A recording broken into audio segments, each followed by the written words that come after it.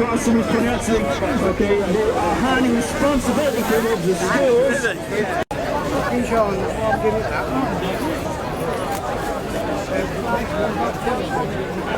Hi, Rita.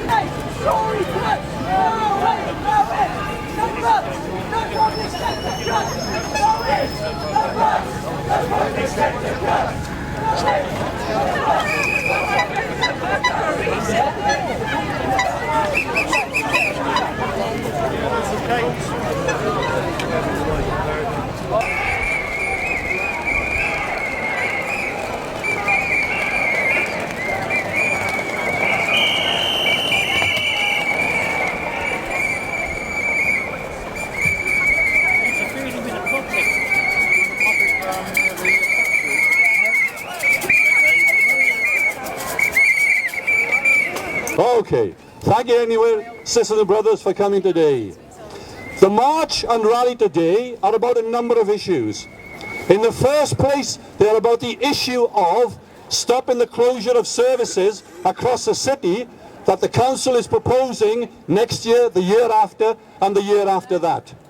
But it's also about much more than that, because those services are vital for the people in society who exist on low wages, and I say exist, don't live on low wages, and who see the public services that we get now as a social wage to supplement the income they get from the job they may have or the unemployment pay that they may be getting.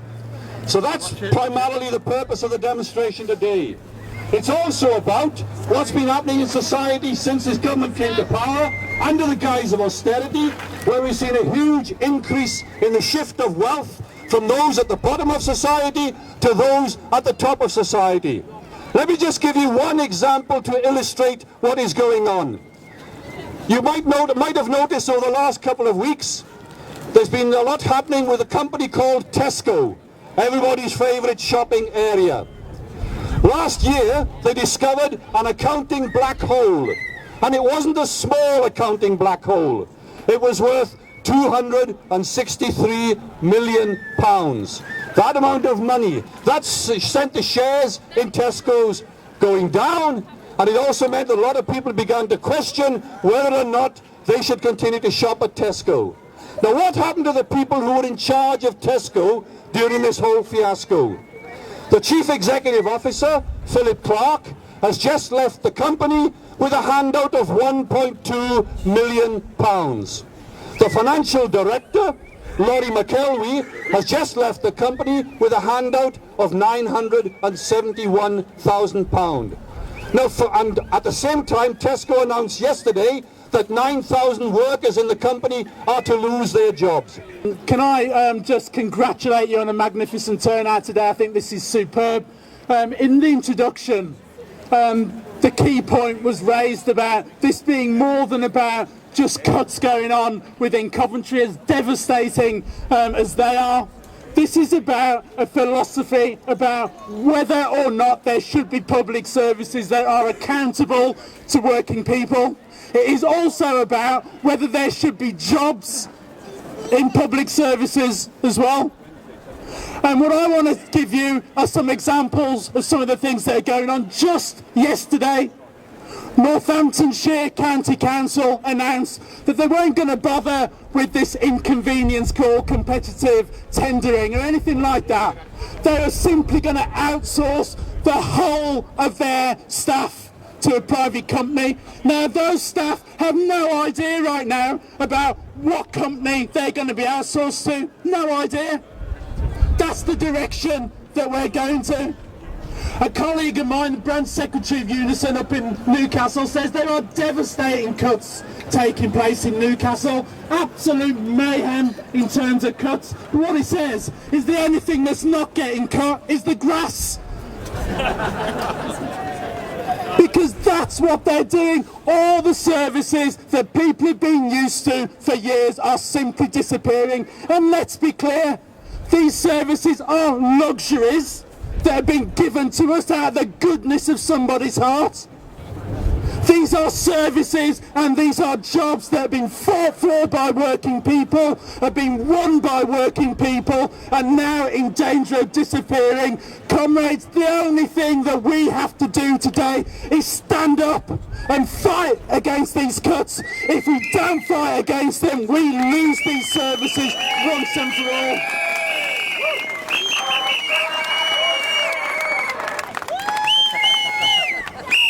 Comrades, I have to tell you, today, for me, is a really important day for another reason. This is the anniversary, the 50th anniversary of the assassination of Malcolm X. One of the things that Malcolm X taught us was that we have to raise our heads, is that we have to stiffen our backs, is that sometimes you just have to stand up for what's right. If you don't stand up, there is one thing for certain: you will lose. No question about it.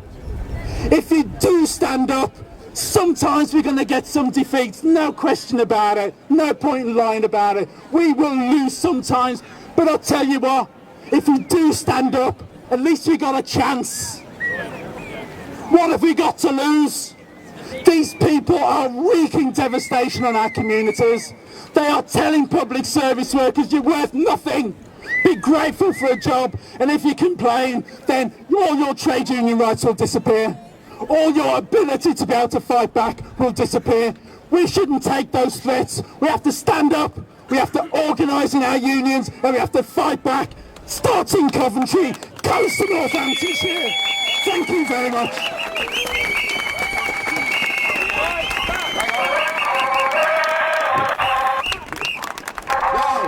You may have noticed that over the past couple of months, in particular since this government's been in power, that there have been groups of workers who have been prepared to stand up and fight.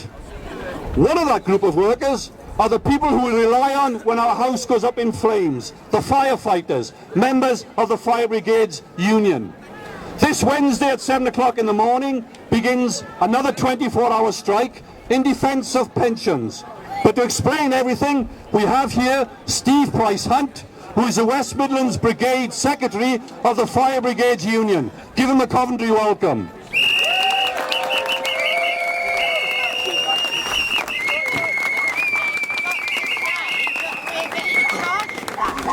Thank you everybody for turning up today. It is an absolute privilege to speak in front of the working class of Coventry. I just want to start with a history of what's gone on in the last 4.5 years of this Tory government. It's been pure ideological. They have a one-item agenda, and that is called austerity.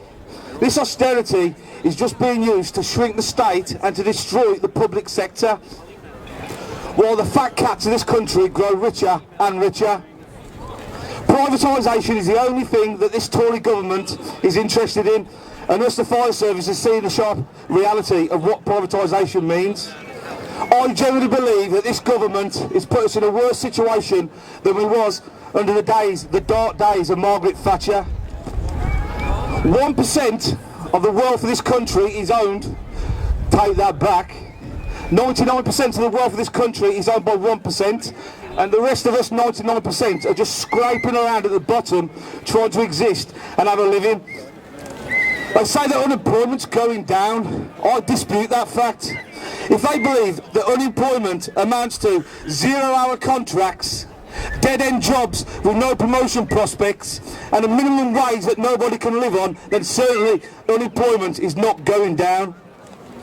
All this while state-owned banks still receive their annual bonuses, some 5-figure sums, some 6-figure sums, but it's absurd that taxpayers' money is paying bankers' bonuses.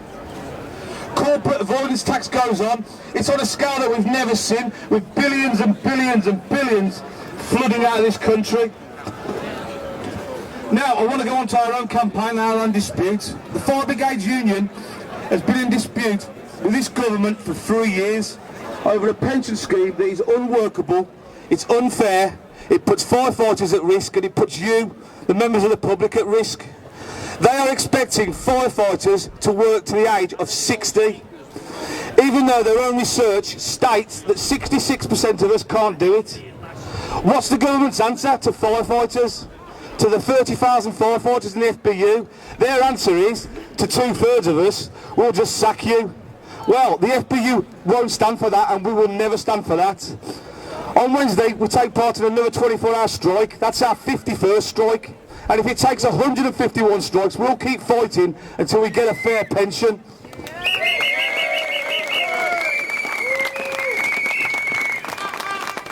I'd just like to finish with this story. I was in Staffordshire last week, where they're facing savage cuts, where they're going to lose another 35 fighter posts to go along with the 5,000 that we've already lost, and the dozens of station closures, and the hundreds of fire engines that have been slashed.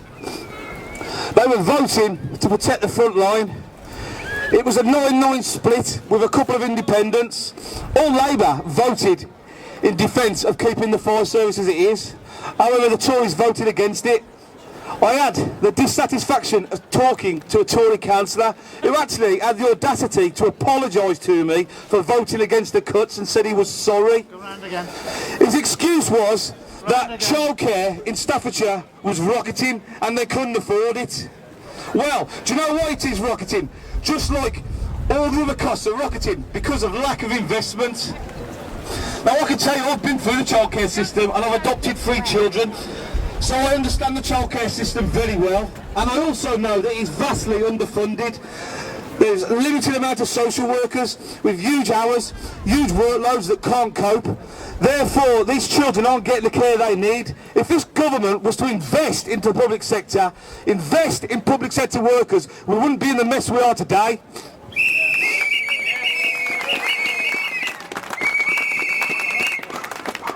We've had 4.5 years of this government, and this country can't take no more. In May, things have to change. Workers need to organise. We need to show solidarity and fight back against their privatisation. Thank you, comrades.